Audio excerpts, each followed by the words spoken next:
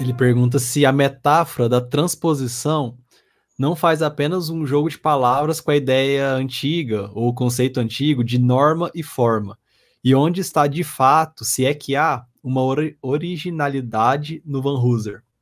Aí, treta, hein? Aí é fogo no parquinho. Muito bem. Muito bom. Eu posso começar, até para o Igor ter um tempinho para lembrar. Eu tô viajando aqui nessa pergunta ainda, vai lá. Eu gosto dessa imagem da transposição. De certa forma, a originalidade do Van Hooser está nas metáforas que ele usa. Não é uma coisa simples essa metáfora da dramaturgia, ainda que a gente possa falar do teatro de Deus, e isso está no texto bíblico, é claro, por isso que ele tira essas metáforas de lá. Só que a teologia, por muitos séculos, ela sempre foi cativa de modelos e analogias do teólogo, da igreja, da doutrina, que empobreciam a doutrina, que empobreciam esse aspecto doutrinário da fé cristã.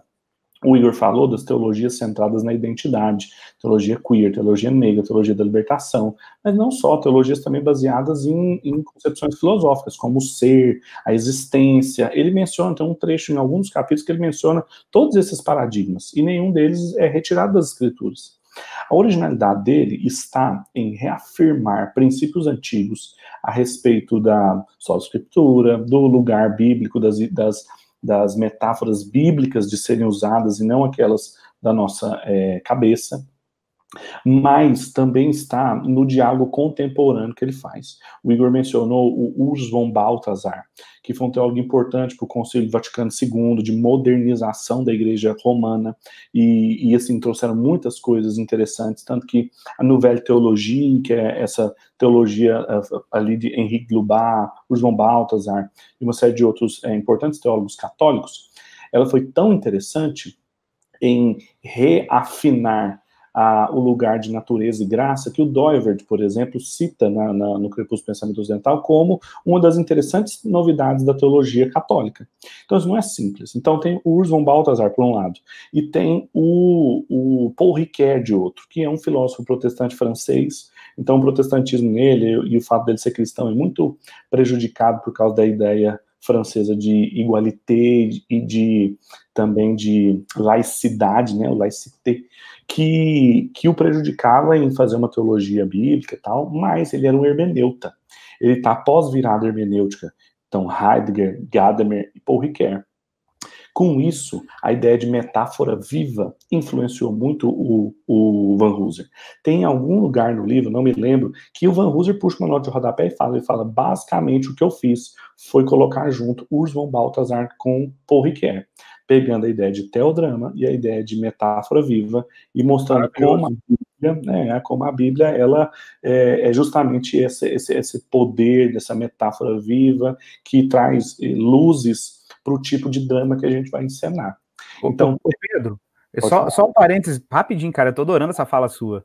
É porque é o seguinte, cara, eu acho que ela tem tudo a ver. Eu lembrei que quando eu fiz meu mestrado lá na USP, eu tive que ler cara, isso foi uma coisa muito legal. É o The Rule of Metaphor. Sabe o livro The Rule of Metaphor do Paul Ricoeur? A regra da metáfora.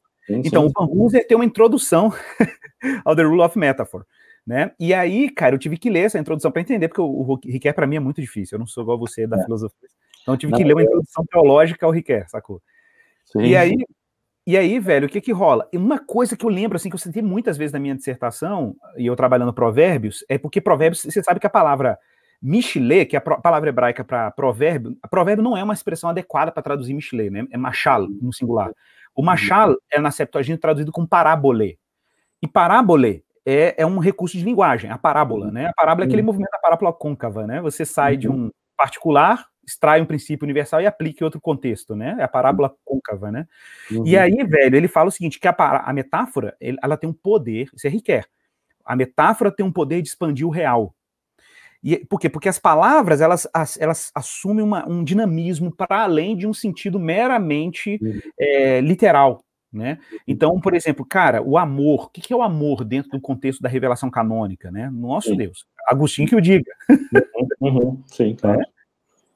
Isso é muito interessante. Nesse livro aqui, eu já tinha mencionado, num capítulo bem na frente, sobre apologética sapiencial, Ele é bem didático. Esse livro é um bom livro, assim, para vocês lerem depois. Ele é bem didático em falar dessas 3 viradas preliminares. Na página 237, ele fala a viragem da linguagem, provavelmente o maior acontecimento da filosofia do século XX, foi o interesse todo ter virado para a linguagem como a fonte primordial da gente trabalhar as coisas. A filosofia antes do Kant era uma filosofia voltada para os objetos.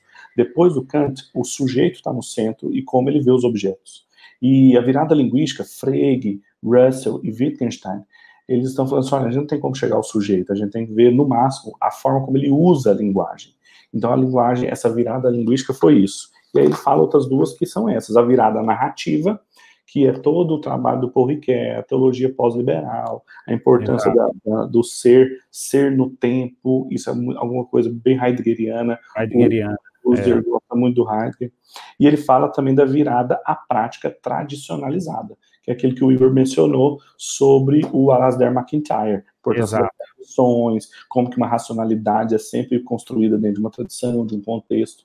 E aí ele fala o lugar que ele entende a virada dramatúrgica, que ele se entende como um dos proponentes do meio evangélico, é o maior, que ela responde a todas essas, ainda que ela preserve a importância do cânon. Então, assim, isso é alguma coisa muito interessante. Haja vista, quer ver uma prova disso, é como, por exemplo, Michael Horton, que é um teólogo bastante conservador, presbiteriano, poderia ser, assim, categorizado, assim, em alguém bastante cognitivista, mas a teologia sistemática dele, lá, o Doutrina da Fé Cristã, ela é organizada, a lógica dela, aquele tudo que o Igor estava falando, de acordo com o drama. Então, ao invés de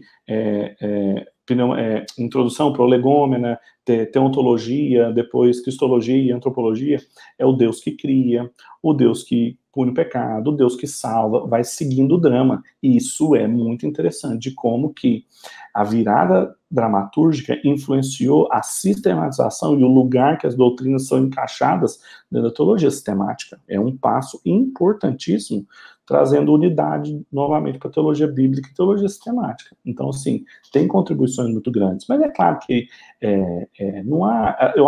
Eu uma vez ouvi o Igor falar isso, eu repeti isso várias vezes para várias pessoas. Nós vamos ficar ouvindo falar de muitos nomes por muito tempo. Um deles é o do Kevin Van Hooser, por mais anos ainda. E aí, o outro é o N.T. Wright e o Tim Keller. Sem dúvida. Assim, são pessoas que trouxeram inegáveis contribuições, em diferentes modos, diferentes aspectos, mas nós vamos ouvir muito tempo. Sem dúvida, não tenho dúvida. Com certeza.